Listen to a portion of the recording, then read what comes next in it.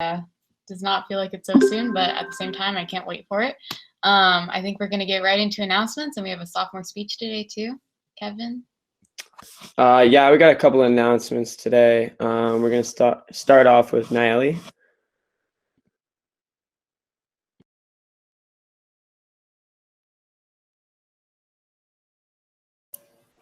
Let me just present my screen.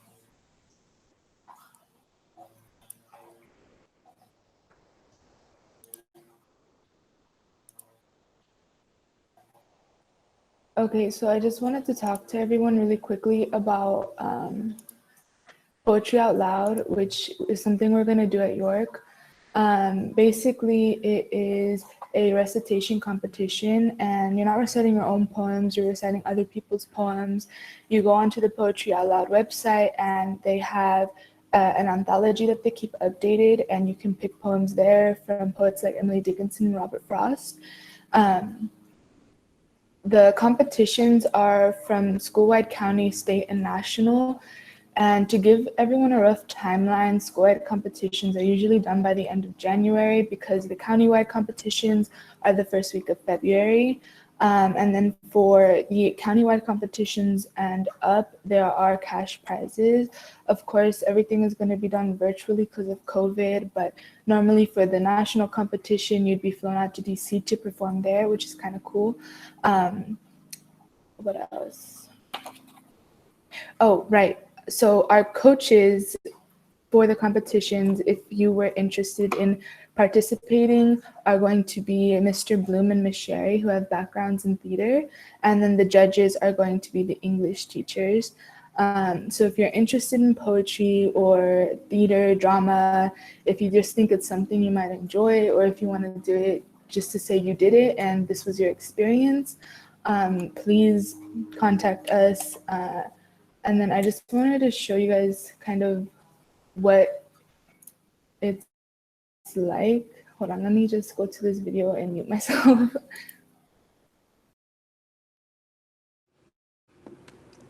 The New Colossus by Emma Lazarus.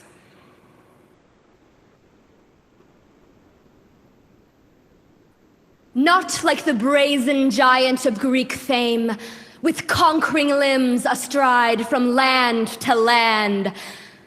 Here, at our sea-washed sunset gates shall stand a mighty woman with a torch whose flame is the imprisoned lightning, and her name, Mother of Exiles.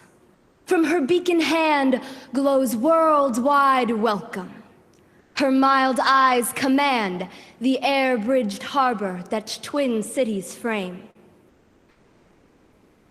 Keep, ancient lands, your storied pomp, cries she with silent lips. Give me your tired, your poor, your huddled masses yearning to breathe free, the wretched refuse of your teeming shore. Send these, the homeless, tempest-tossed, to me. I lift my lamp beside the golden door.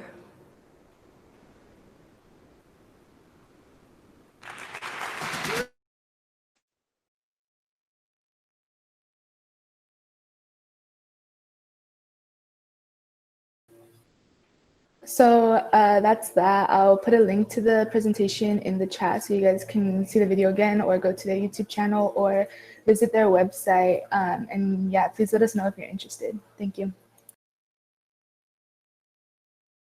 All right, thank you. That was awesome. All right, moving right along, we have Juliet. Okay, Cooking Club is meeting today at lunch, Mr. Daniel's room. We're learning about peanut butter cookies and some baguette, and we'll work a little bit on our fall project and see what everyone else is making. So please be there. All right, thank you. Ms. Sherry. Thanks, Kevin. So I wanted to just take a second to compliment you because you're here. You are exercising resilience. You're just I mean, we're being called on to be super resilient right now. And the fact that you are here and you are smiling and you are clapping for poetry, and which was really a wonderful presentation. Thank you for that, Nayeli, for sharing that video with us. You know, that's really, you're showing a lot of resilience. So I wanted to remind you that there are some things that you can do to build up that resilience even more.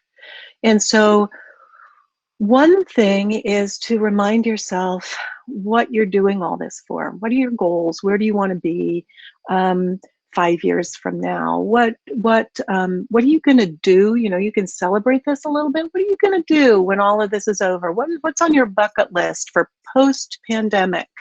These are the things I'm going to achieve. The first thing I'm going to do is I'm going to go to the fanciest restaurant, and I don't know what. You know, I'm going to have a party for my 100 closest friends, whatever it might be, right? So think about what's coming up. We all do a lot of laughing together, and that's really helpful too. So find ways to laugh. Lots of members of my family are rewatching all of The Office for about the 25th time. Looking for positives in the situation and taking control of the things that you can control. So all of those are really, really positive activities that you can do for building up your own resilience. But the single most positive thing that you can do is to develop an awareness of your own emotions, how you are feeling, checking in with yourself. How do I feel? Where are my emotions right now? What are the sensations I have in my body? How are they connected to my emotions? And that really helps us to be aware and to breathe and to find more space in that. And as we are reminded regularly, I have the most amazing view right now on my Meet screen because Mr. Bloom and Rio have the same background. So it looks to me like Rio and Mr. Bloom are off in the mountains together somehow. They are right next door to each other. And that work speaks perfectly to what I was going to say, which is the importance of connecting somehow with nature, whether that's virtual, but even better, together, and turn to the outdoors. If you are not outdoors, if you are outdoors, just look up. If you are not outdoors, turn to a window and get a shot of greenery into your eyeballs. I'm going to do that. Get a shot of whatever green you can see, whatever nature you can see. And let's just take a minute to take that in. Take a deep breath and let it out. And just with your attention on the movement, there's a little breeze where I am.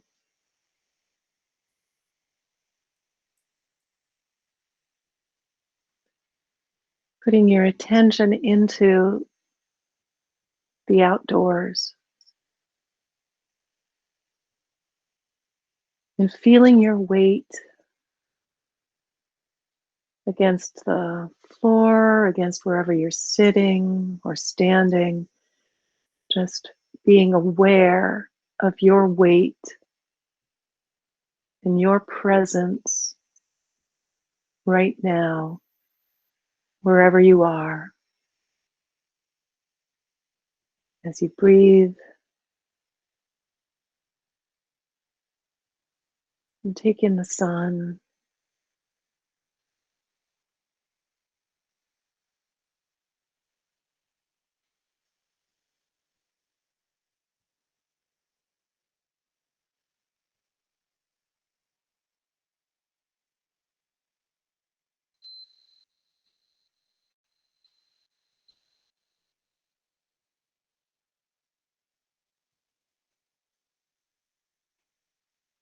And take another deep breath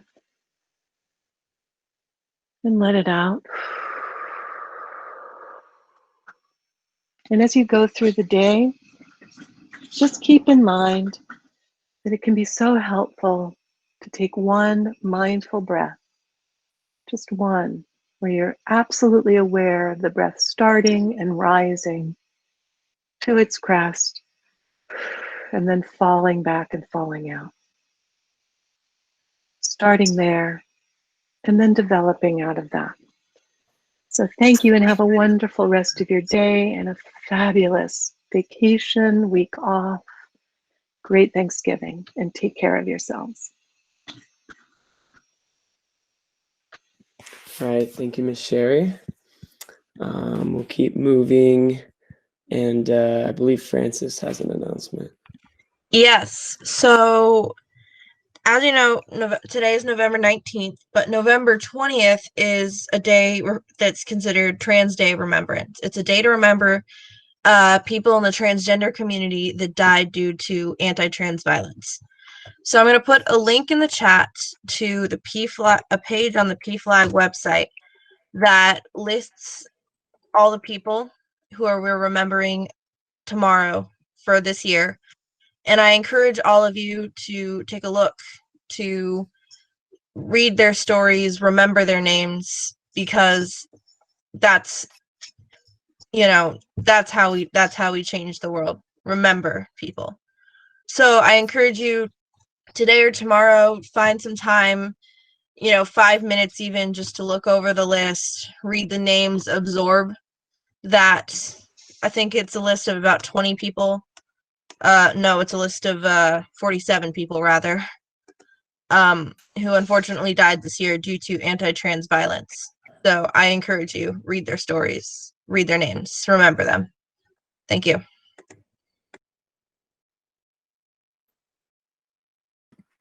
Thank you so much, Francis. I think we have Mr. Key, and then I'm going to give a quick announcement, and then we got a sophomore speech. So, Okay, Mr. Key? Thanks, Kevin. I'll be quick. I wanted to reiterate what Ms. Sherry said. This is our last break before Thanksgiving break, and we have the whole week off. And I just wanted to wish you well, and I'm really proud of all the hard work the entire school has put forward this semester. So thank you for that. Reminder, wear your mask, social distance during break, and get well-deserved rest. And we look forward to seeing you on November 30th. So thanks. Happy Thanksgiving. Thank you. All right. Thank you, Mr. Key. I got a quick announcement. I'm just going to present my screen real quick. All right, let's see if I can do this. Can't share my screen. Okay, that's a problem. Dang it. Okay. Thanks, Grace. It's a cool video. It's worth it. Don't worry.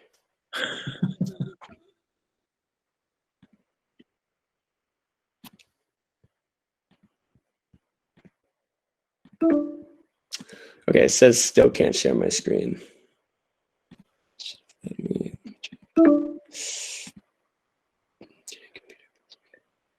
Or Kevin, maybe you can give the link to somebody in the chat and we can share our screen. It's not a link. Miss Key sent it to me. It's like a recording of something. Here, I'll share my screen. Okay. Okay, thank you, Miss Key. I'll see if I can share my screen. So recently there was a peregrine falcon, and we are the Falcons, and that was injured, and the SPCA Wildlife Center rehabilitated it, and when they rehabilitate them, they take them to our fields at York School. They've done many birds, but this one was a peregrine falcon, so it's very appropriate. And they do what's called creancing, which they fly it around on a fishing pole. But this one did so well that they ended up releasing it on our fields. So it's a falcon being released on our fields, and we'll see what happens here in a second. Okay, Here we go. Get ready. That's our field, and that's our falcon.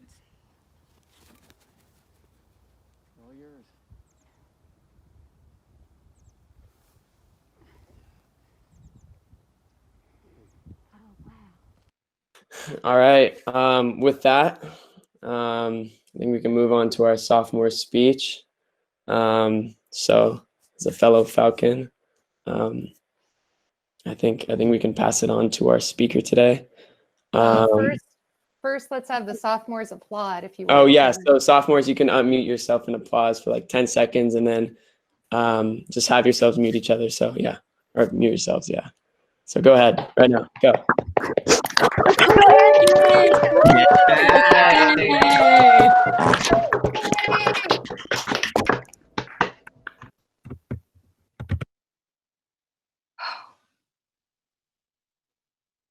The most sacred memories of my early childhood are of my parents.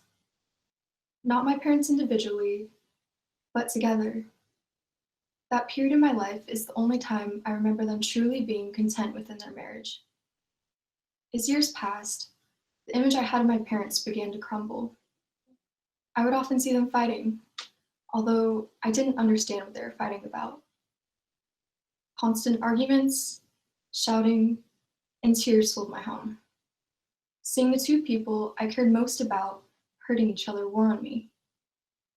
I felt hopeless, but I didn't want my parents to see me struggle. They already had a lot going on, and worrying about me would only add to their lives. I reasoned to myself that I shouldn't and wouldn't be sad. There simply was no reason to.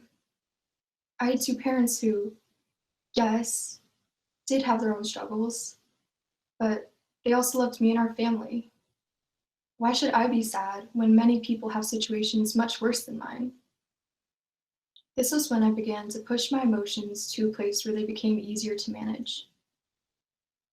I often heard, "You're so mature for your age," or "I don't know how you're so strong." In reality, just below the surface of my impassive mask was a churning undertow of grief and distress. I often felt the raw, choppy waves lick at the surface, yearning to be free. But I couldn't acknowledge the waves in fear I would never obtain control again. Living this way was easier. It felt like a floating piece of wood in the middle of the current, a slight stability that kept me on the edge of drowning. Every now and then, it would become too much. In one unguarded moment, my mask would shatter into thousands of pieces, and the undertow within me would overflow, spinning out of control. After a few hours of putting the pieces back together, I could reassemble my mask once more. The most difficult days were when I had nothing to do. No friends to see and no homework to be done. Every responsibility already accounted for. I remember lying in my bed under the heavy covers for days, the blue glow of my computer screen straining my eyes as episode after episode played. The undertow would gradually surround me, slipping into the cracks of my mask, slowly yet forcefully breaking it apart once more. I would begin to hear the soft whispers of the waves, inviting me to join them, pleading with me to lose control. The sweep of water would swirl around me, generating more and more power with every tightening revolution, forcing me to give in. With one last intake of breath, the waves would pull me under the surface. Years of worry and stress would flood my senses, the weight of it dragging me down to the ocean floor. I would watch as the light of the surface grew smaller and smaller, the grief within me reducing to a ceaseless ache. I felt how unhappy I was, and realized that my approach to life was unhealthy. I recognized my parents, whose childhood issues were still being dealt with as adults. I recognized myself, who had to be busy all the time to feel okay. I knew I didn't want to become my parents, still burdened by the problems of their childhood. All I wanted was to feel better. This was when I decided that I needed to make a change. Part of that change was to realize that there wasn't an easy fix. The only way to truly heal was to try to address my feelings and experiences, whether by talking to family, friends, or a therapist. I struggle with this every day, but I have comfort in knowing that the undertow within me is just as valid and deserving of recognition as anyone else's, despite how immense or minuscule. It doesn't have to be right away, but I promise to make things better for myself, because I am worth it. Thank you.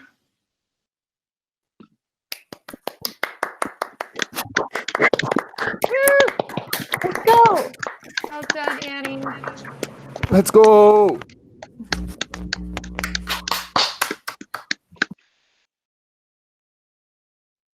That was incredible, Annie. I'm always amazed by your strength and your resilience, and I'm so touched by your vulnerability and your ability to, you know, share the story with us and show your strength, because I know that we all admire that trait in you, and you have so much power in that, and you're so worth everything in the world, as is everyone. So I hope this is a really great reminder for all of you to, you know, prioritize your health and be aware of how you deal with things and find healthy ways to make, you know, boundaries, to find outlets.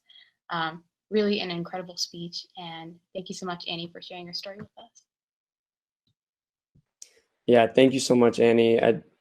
Just to feel comfortable enough to share something like that on such a big stage. I think it means a lot to the whole community that you know, felt like that should be shared. And I think we all thank you for that. And we all thank you for motivating all of us to not only, you know, go out into the day and seek positivity, but, you know, for the rest of the break. So I think with that, that's the best way possible to kind of merge into our break. But sophomores, you're 2 for 2. I can't wait for the next ones. You know, by far, these have been amazing. So we'll resume after break. But for now, thank you, everybody. Enjoy your week. We're almost there. So yeah, take care, everybody. Bye. Thank you. Yay, thank you. Congrats, Annie.